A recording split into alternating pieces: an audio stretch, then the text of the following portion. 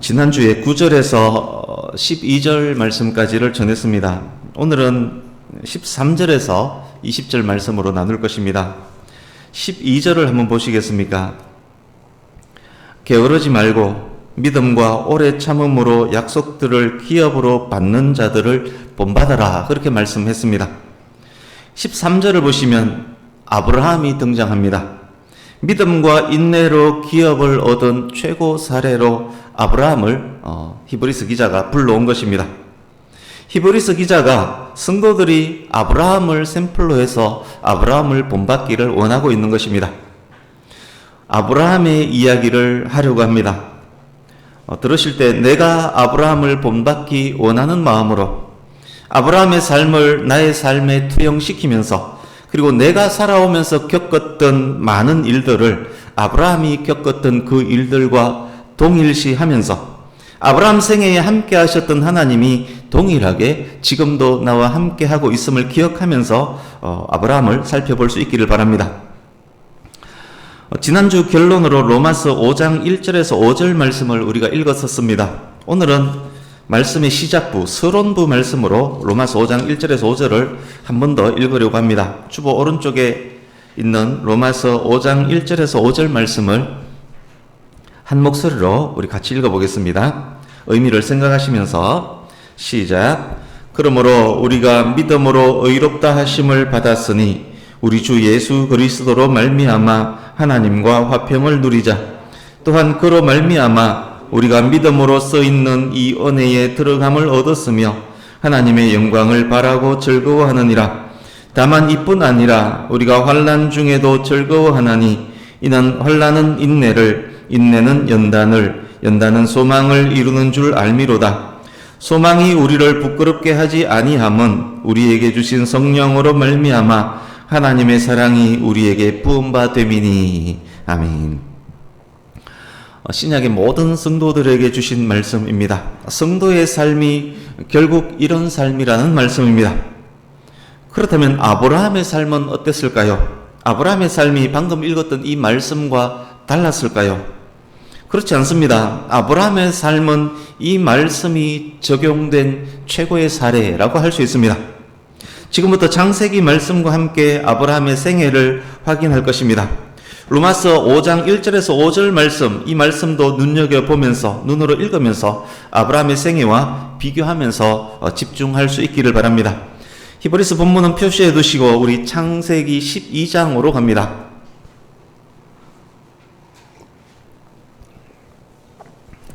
창세기 12장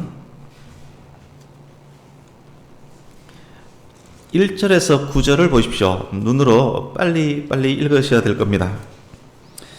1절에서 9절 어떤 내용인가 하면, 고향 하란을 떠나 가나안으로 가라. 그러면 내가 너에게 큰 복을 줄 것이다. 땅의 모든 족속이 너로 말미암아 복을 얻을 것이다. 그런 하나님의 말씀에 갈 바를 알지 못하지만 순종해서 가나안 땅으로 갑니다. 그때 아브라함 나이 75세였습니다. 10절에서 20절을 보십시오. 복 주시겠다는 약속이 있었지만 아브라함의 이때 믿음은 아직 약합니다. 기근과 환란이 닥쳤을 때 인간적인 생각으로 애굽으로 가버립니다. 우리들의 모습이기도 합니다. 애굽에는 나일강이 있기에 기근에 상대적으로 강합니다. 애굽에서 아브라함은 하나님에 대해서 크게 경험을 합니다. 막강한 바로에게 아내 사라를 빼앗겼고 그의 거짓말도 탄로가 났지만 하나님께서 개입하심으로 신상에 아무런 해도 입지 않고 아내를 되찾아올 수 있었습니다. 뿐만 아닙니다. 바로로부터 많은 재물까지 받고 나옵니다. 이것은 훗날 출애굽의 모형이 되기도 합니다. 그때 아브라함이 이런 생각을 했습니다. 큰일 날 뻔했네. 하나님이 아니셨다면 바로에게 뼈도 못 추렸을 텐데, 바로도 하나님 앞에서는 꼼짝을 못하는구나. 오히려 이 일로 부자까지 되었네. 우와, 하나님 대단한 분이네. 환란을 만났지만 환란을 통해서 아브라함은 하나님을 경험했습니다. 하나님에 대한 믿음이 더 커지는 계기가 되었습니다. 14장으로 가서 1절에서 16절을 보십시오. 14장 1절에서 16절 어떤 내용인가 하면 가나안 5개국 연합군과 그돌라오멜이 이끄는 이방 4개국 연합군이 2차에 걸쳐 일으켰던 전쟁, 그 전쟁에 대한 기록이 되어 있습니다. 그때 아브라함의 조카 롯이 전쟁에 휩쓸려 승리한 그돌라오멜 연합군에게 포로로 붙잡혀갑니다. 그때 아브라함이 가솔들을 데리고 저 멀리 북쪽 단까지 쫓아가서 야밤 기습 작전 감행해서 처부수고 조카 롯을 구출합니다. 패전국이 빼앗겼던 모든 것도 되찾아옵니다. 이때 아브라함 무슨 생각을 했을까요? 와, 내가 이 전쟁에서 이기다니 하나님 정말 대단하시네. 내게 하신 말씀들이 다 맞네. 나를 축복하는 자에게 하나님이 복을 주시고 나를 저주하는 자에게 저주하신다는 말이 맞네. 그렇게 또 하나님을 경험합니다. 하나님을 알수록 더 성숙한 믿음의 사람으로 변해가고 있는 것입니다. 17절에서 24절 보십시오. 아브라함이 잃어버렸던 것 다 찾아서 돌아오던 때에 지극히 높으신 하나님의 제사장이며 예루살렘의 왕인 멜기세덱이, 여기 살렘으로 되어 있습니다만 예루살렘을 의미합니다. 예루살렘의 왕이며 제사장인 멜기세덱이 나와서 아브라함을 축복합니다. 아브라함이 멜기세덱에게 11조를 드립니다. 이때는 모세가 태어나기도 전 500여 년 전쯤입니다. 율법도 성막도 제사장 제도도 만들어지기 한참 전이었는데 도대체 멜기세덱을 누가 제사장으로 세웠다는 말입니까? 멜기세덱은 누구의 가문에서 태어난 누구란 말입니까? 성경에서 멜기세덱은 그렇게 신비한 인물로 남습니다. 이제 15장으로 가서 1절에서 11절 보십시오. 각 가정에서도 성경을 따라 읽으면서 보셔야 할 것입니다. 15장 1절에서 11절 하나님께서 아브라함에게 큰 민족을 이루게 하겠다라고 하셨는데 그런데 80대 노인 아브라함에게는 아직 아들이 없습니다.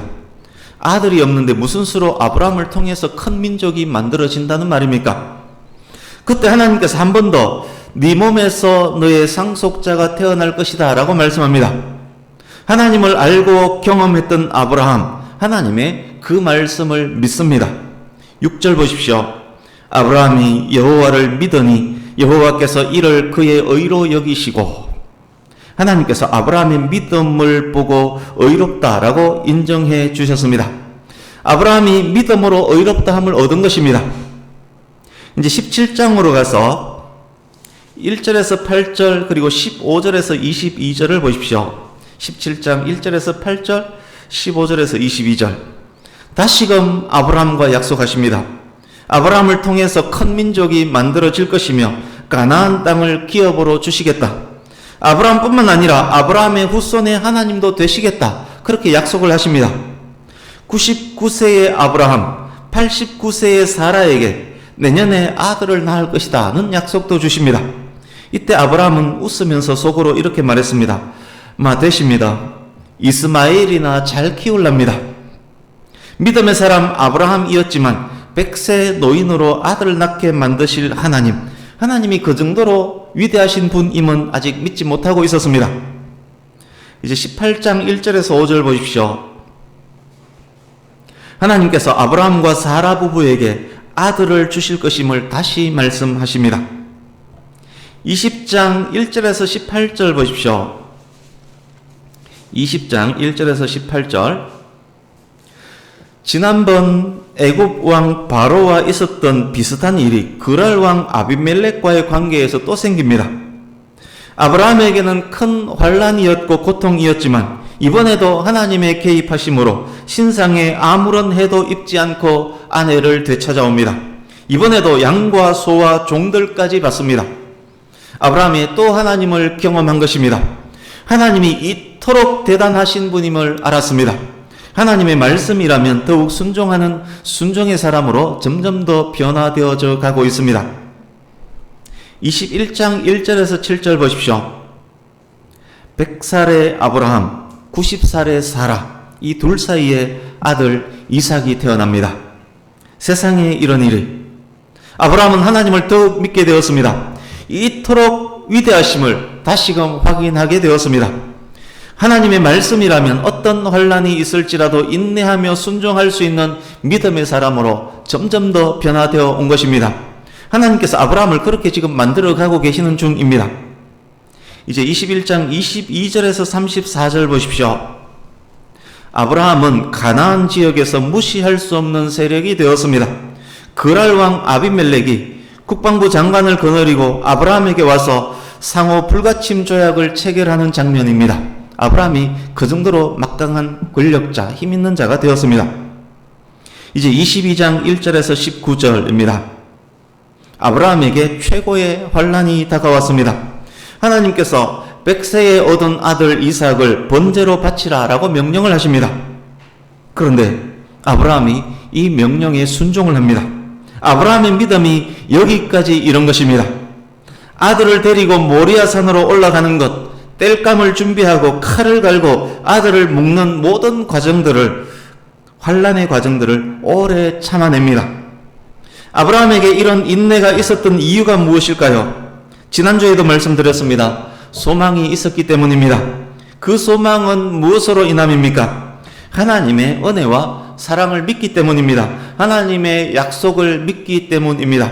하나님께서 너로 인해 큰 민족을 만드실 것이다 약속하셨기에 만약 이삭이 죽으면 하나님이 큰 민족 약속을 어기는 것이 되기 때문에 하나님께서 약속을 어기시는 분이 아님을 이미 확실히 경험했기 때문에 이삭이 죽을지라도 하나님은 능히 살릴 수 있음을 아브라함이 알았고 믿었습니다. 그래서 아브라함이 아들 이삭을 향해서 칼을 듭니다.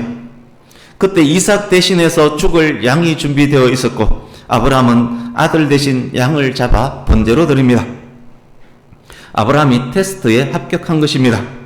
이때 하나님께서 다시금 약속하십니다. 이번에는 맹세까지 하시면서 약속을 하십니다. 오늘 본문과 직접 관련이 있는 구절입니다. 우리 22장 15절에서 18절을 같이 읽어보겠습니다. 22장 15절에서 18절 같이 읽습니다. 시작. 여호와의 사자가 하늘에서부터 두 번째 아브라함을 불러 이르시되 여호와께서 이르시기를 내가 나를 가리켜 맹세하노니 네가 이같이 행하여 내 아들 내 독자도 아끼지 아니하였은즉 내가 내게 큰 복을 주고 내 씨가 크게 번성하여 하늘의 별과 같고 바닷가의 모래와 같게 하리니 내 씨가 그 대적의 성문을 차지하리라.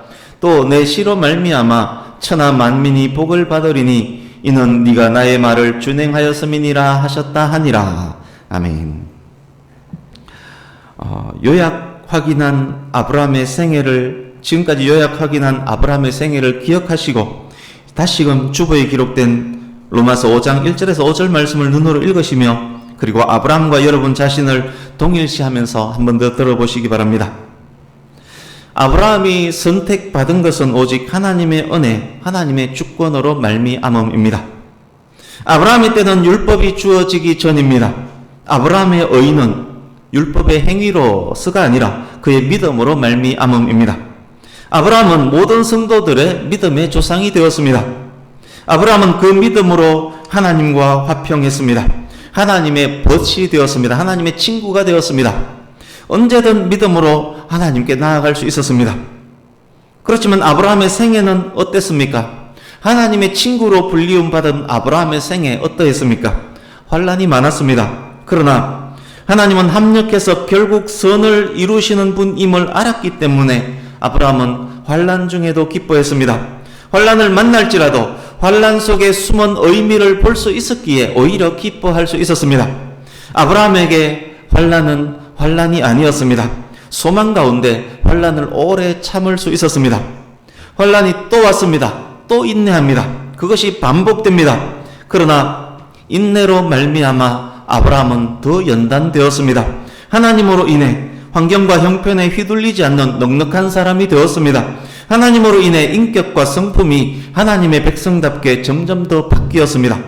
그 과정이 반복되면서 믿음은 더 커지고 성품은 더 온유해지고 소망은 더 커졌습니다. 약속을 반드시 이루실 하나님을 풍성히 소망합니다. 결국 약속의 성취를 보았습니다. 가나안 땅을 차지했고 아들을 낳았습니다.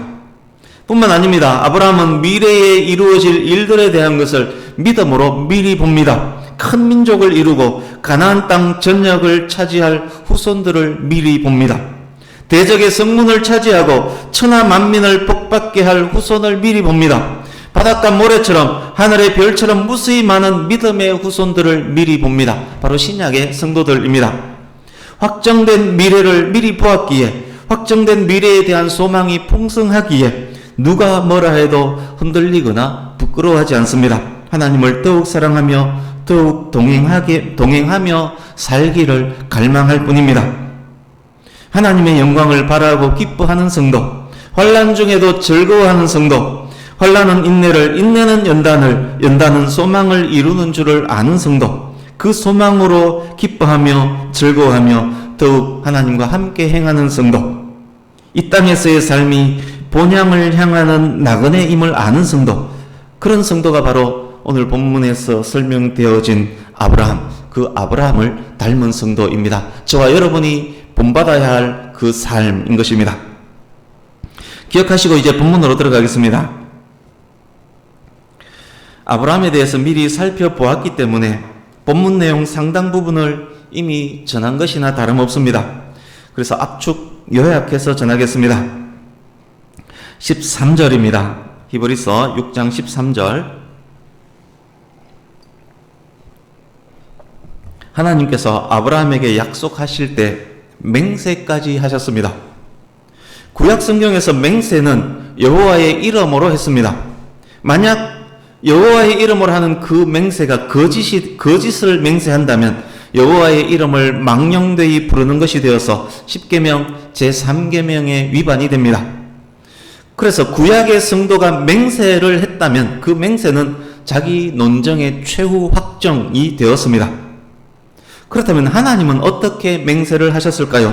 아까 우리가 확인했습니다. 내가 나를 가리켜 맹세하노니, 하나님보다 크고 높은 분이 없기 때문에 하나님은 하나님 자신을 걸고 맹세합니다. 14절입니다. 하나님께서 맹세까지 하시면서 내가 반드시 너에게 복주고 복주며 너를 번성하게 하고 번성하게 하리라. 내 씨가 대적의 성문을 차지하리라. 내 씨로 말미암아 천하 만민이 복을 얻으리라. 그렇게 약속을 하셨습니다. 15절입니다. 아브라함이 이토록 귀한 약속을 받을 수 있었던 이유가 무엇입니까? 오래 참았기 때문입니다. 말씀을 믿었고 말씀하신 하나님을 경험했기 때문에 오래 참을 수 있었습니다. 약속에 대한 큰 소망이 있었기에 오래 참을 수 있었습니다. 환난은 인내를, 인내는 연단을, 연단은 소망을, 소망은 다시 인내를, 인내는 다시 연단을, 연단은 다시 더 큰 소망을. 아브라함이 약속을 믿을 수 있었던 이유, 그 과정입니다. 16절입니다. 맹세가 최후 확정이기는 하지만 맹세한 자가 죽어버리면 그 맹세도 사라집니다. 하늘과 땅으로 맹세했을지라도 하늘과 땅이 없어지면 그 맹세는 사라집니다. 하나님께서 맹세를 하셨는데 하나님의 맹세도 성취에 대한 최후 확정입니다. 그러나 하나님의 맹세는 사라질 수가 없습니다. 왜냐? 하나님은 영원한 분이기 때문입니다. 그래서 하나님의 맹세는 완벽하고 완전한 것입니다. 17절. 하나님께서 왜 맹세까지 하셨을까요? 하나님의 성품, 하나님의 말씀, 그것만으로도 이미 확정인데 굳이 왜 맹세까지 하셨을까요?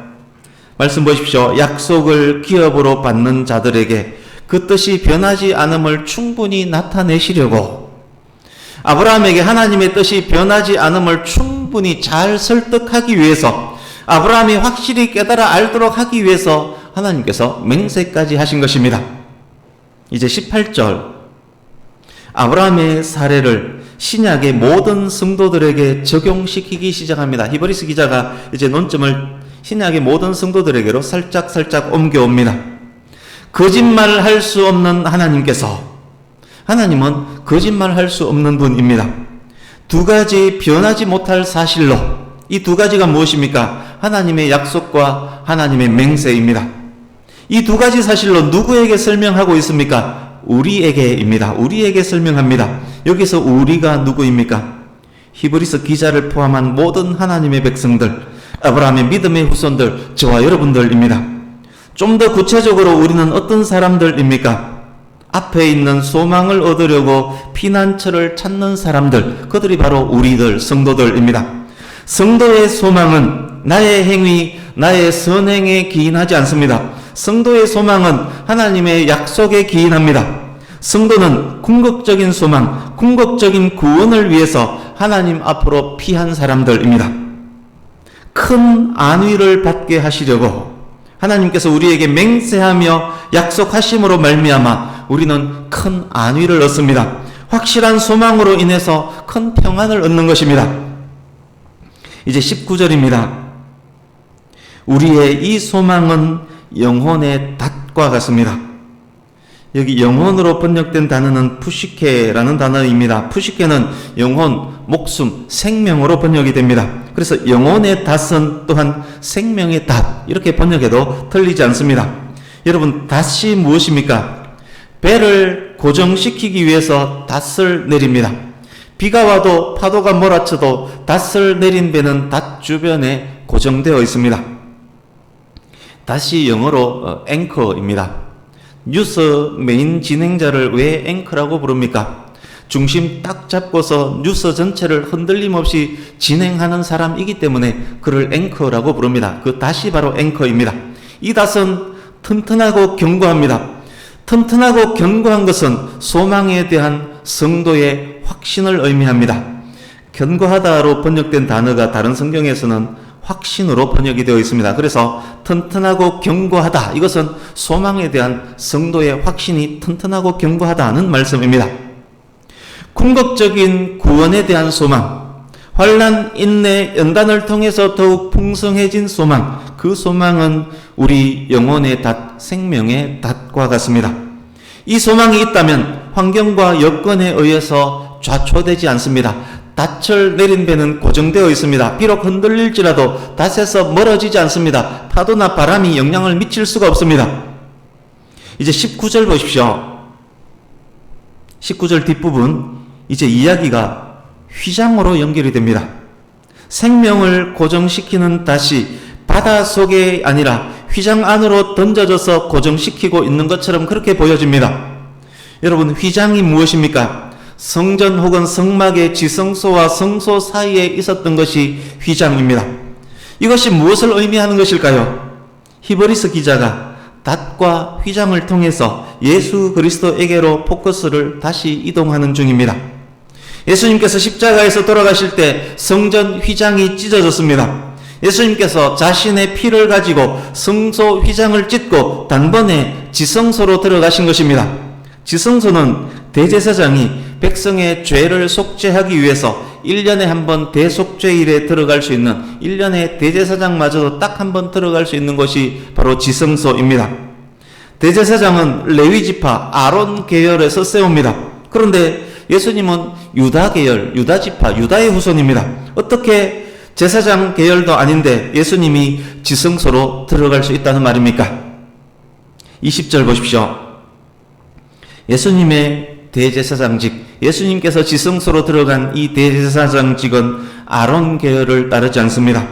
레위가 태어나기 전에도 있었던 하나님의 대제사장, 아브라함에게 11조를 받았고 아브라함을 축복했던 살렘 왕 멜기세덱, 예수님은 멜기세덱 계열을 따르는 대제사장입니다. 멜기세덱을 따르는 영원한 대제사장 예수께서 자기 피를 갖고 휘장을 찢고 지성소로 들어가셨습니다. 십자가에서 죽으시고 부활하시고 승천하셔서 하늘 지성소 하나님 보좌 우편에 앉으셨습니다. 그리스도께서 그렇게 하신 이유가 무엇입니까? 우리를 위하여입니다. 예수님께서 흘리신 피는 우리의 죄를 대속하기 위한 피였습니다. 하나님과 우리를 화평케 하기 위한 대제사장직 수행이었습니다. 예수님은 우리의 대표요, 우리의 대리자였습니다. 20절 앞부분 보십시오. 매우 중요한 단어가 여기에 있습니다. 앞서가신 예수, 앞서가신 예수. 예수님께서 앞서가셨습니다. 무슨 말씀입니까? 예수님이 선구자였다는 말입니다. 예수님이 정탐꾼, 정찰대였다는 말입니다. 예수님이 맏아들이었다는 말입니다. 예수님이 첫 열매였다는 말씀입니다. 그것은 또 무슨 말씀입니까? 뒤따르는 자들이 있다는 말입니다. 이어지는 아들들이 있다는 말입니다. 무수한 열매들이 이어질 것이라는 말씀입니다. 그들도 예수님처럼 지성소로 들어갈 것이라는 말씀입니다. 이어지는 무수한 사람들이 누구입니까? 피난처를 찾는 우리들, 영원한 구원에 대한 소망을 가진 자들, 하늘의 별처럼 바닷가 모래처럼 무수한 아브라함의 믿음의 후손들, 바로 성도들, 저와 여러분들입니다. 이 말씀을 기억하시고 우리 히브리서 4장 14절에서 16절을 같이 읽어보겠습니다. 지금까지 쭉 진행해오던 그 논리를 이 말씀에 적용시켜 보시기 바랍니다. 히브리서 4장 14절에서 16절 너무도 잘 아시는 말씀입니다. 같이 읽습니다. 시작. 그러므로 우리에게 큰 대제사장이 계시니 성천하시니 곧 하나님의 아들 예수시라. 우리가 믿는 도리를 굳게 잡을지어다. 우리에게 있는 대제사장은 우리의 연약함을 동정하지 못하실 이가 아니요 모든 일에 우리와 똑같이 시험을 받으신 이로되 죄는 없으시니라. 그러므로 우리는 긍휼하심을 받고 때를 따라 돕는 은혜를 얻기 위하여 은혜의 보좌 앞에 담대히 나아갈 것이니라. 아멘. 성도는 은혜를 얻기 위하여 은혜의 보좌 앞에 언제든지 담대히 나아갈 수 있게 되었습니다. 예수님께서 그렇게 먼저 행하셨기 때문에. 이제 히브리서 10장 19절에서 22절도 같이 읽습니다. 히브리서 10장 19절에서 22절 같이 읽습니다. 시작. 그러므로 형제들아 우리가 예수의 피를 힘입어 성소에 들어갈 담력을 얻었나니 그 길은 우리를 위하여 휘장 가운데로 열어놓으신 새로운 살 길이요 휘장은 곧 그의 육체니라. 또 하나님의 집 다스리는 큰 제사장이 계심에 우리가 마음의 뿌림을 받아 악한 양심으로부터 벗어나고 몸은 맑은 물로 씻음을 받았으니 참 마음과 온전한 믿음으로 하나님께 나아가자. 아멘. 예수님을 믿는 우리들은 언제든지 담대하게 하나님의 존전 지성소에 나아갈 수 있게 되었습니다. 예수님께서 가신 그 길을 성도라는 신분으로 예수 그리스도의 이름 의지해서 갈 수 있게 된 것입니다. 얼마나 크고 귀한 은혜입니까? 사랑하는 성도님 여러분, 우리가 풍성히 갖고 있는 궁극적 소망이 무엇입니까? 저와 여러분의 확정된 미래가 무엇입니까? 이 땅에서 사는 동안 우리가 바라보아야 할 것 무엇입니까? 우리의 궁극적 소망은 거룩하시고 영광스러운 하나님 앞에서 영원하게 사는 것입니다. 그러기에 우리는 우리를 위해 지성소로 먼저 들어가신 예수 그리스도를 영혼의 닷처럼 의지하며 사는 것입니다. 우리 인생은 본향을 향하는 나그네 길임을 깨달아 알고 본향의 소망을 두고 사는 것입니다. 환난이 있더라도 흔들리지 아니하며 인내하며 날마다 하나님 앞에 담대하게 나아가며 하나님과 동행하며 사는 것입니다. 날마다 우리의 소망을 새롭게 하는 것입니다.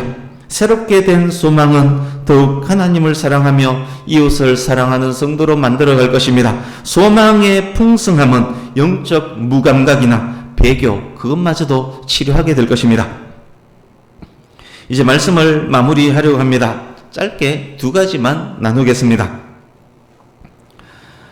하나님께서 아브라함에게 약속과 맹세로 보증하셨습니다.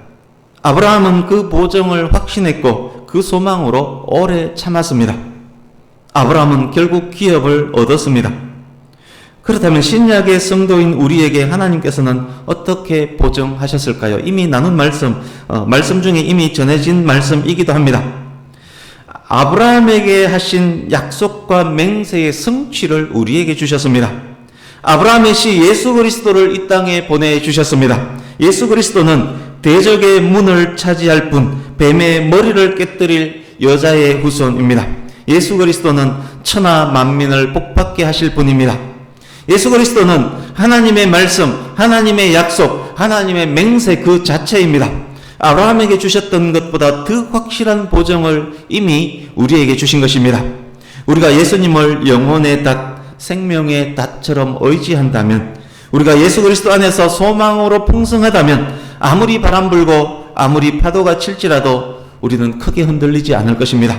환난 중에 기뻐하며 소망으로 환난을 인내하고 인내함으로 더욱 단련되어지고 인내함으로 더욱 하나님 닮아가고 그러므로 소망이 다시 새롭게 되어지는 하나님 사랑하며 이웃 사랑하는 성도로 천국 기업뿐만 아니라 이 땅에서 약속된 기업까지 얻게 되는 놀랍고 감사한 일이 성도에게, 아브라함을 닮은 성도에게 있게 될 것입니다.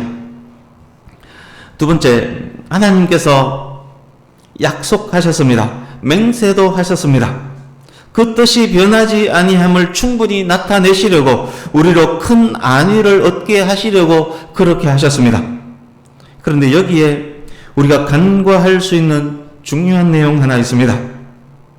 만약 하나님의 말씀이 말씀하시는 그 순간 즉각 성취되었다면 하나님께서 맹세까지 하셨을까요? 하나님께서 말씀하신과 동시에 사라가 잉태했다면 하나님께서 맹세까지 하셨을까요?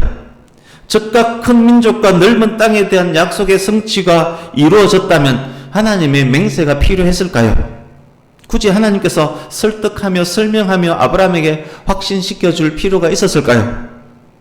그렇습니다. 하나님의 맹세 안에는 약속에 대한 지연, 인간 입장에서 약속에 대한 지연, 그 지연이 암시가 되어 있는 것입니다. 그러기에 저와 여러분에게는 인내가 필요합니다. 그러기에 풍성한 소망이 필요합니다. 그러기에 영혼의 닷, 생명의 닷처럼 소망의 예수님을 더욱 붙잡아야 하는 것입니다. 사랑하는 성도님 여러분, 하나님의 1초가 우리에게는 1000년이 될 수 있습니다. 약속된 하나님의 말씀의 성취가 우리 입장에서는 더디고 더딜 수 있습니다. 만약 우리 영혼의 닷, 우리의 확신, 우리의 견고한 소망이 예수님이 아니라면 닷없는 배 마냥 파도에 이리저리 흔들릴 수밖에 없습니다. 큰 바람에 파손할 수밖에 없을 것입니다. 우리의 소망은 오직 예수 그리스도입니다. 예수 그리스도 안에서만이 환난을 이기고 오래 참을 수 있습니다. 예수 그리스도 안에서만이 성숙하며 소망으로 풍성할 수 있습니다. 예수 그리스도로 인하여 하나님께 담대히 나아갈 수 있습니다. 예수 그리스도로 인하여 약속된 기업을 얻을 수 있는 것입니다. 말씀을 마칩니다. 영원한 대제사장 예수님이 우리의 소망입니다. 그리스도 안에서 오래 참는 믿음, 풍성한 소망, 사랑의 섬김으로 크고 귀하게 승리하는 우리 모두가 될 수 있기를 간절히 바랍니다. 아브라함처럼 오래 참아 약속들을 기업으로 받는 저와 여러분 모두가 될 수 있기를 예수님 이름으로 축복합니다. 그러니 환경과 형편이 어렵더라도 우리는 흔들릴 이유도, 그리고 소망을 잃을 이유도, 또 환난과 역경에 나가 떨어질 이유도 전혀 없는 것입니다. 예수님 안에서 그 소망 붙잡고 있으면 우리에게는 약속된 기업이 저절로 언제 딱 우리 앞에 다가올 것입니다. 그 큰 은혜가 저 여러분 모두에게 있기를 예수님 이름으로 축복합니다. 아멘. 기도하겠습니다.